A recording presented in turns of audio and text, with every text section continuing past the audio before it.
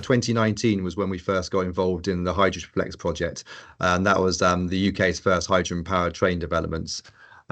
They needed hydrogen to get off the well, not off the ground, off the rails, and they use our mobile hydrogen truck, which I talked about just now, to actually do their first kind of refueling.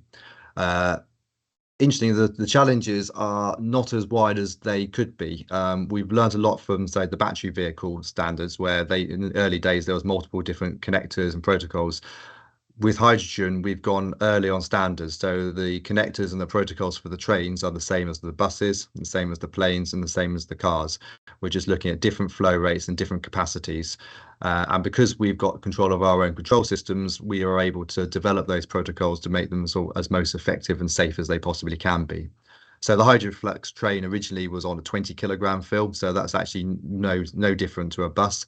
And we were performing that operation very simply. The hardest problem was actually getting hold of enough gas within the UK in order to support that trial.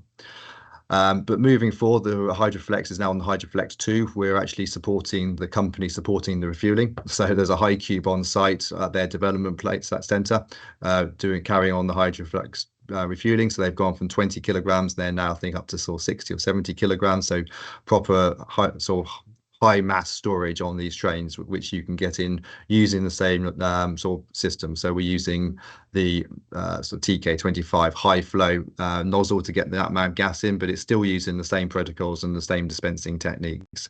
The hard part is actually going to come later on when you need to get trackside approvals and rail approvals. So we already sell fuel cells onto the trackside. A lot of our fuel cells are supporting remote level crossings, some of them over in the East Anglia region.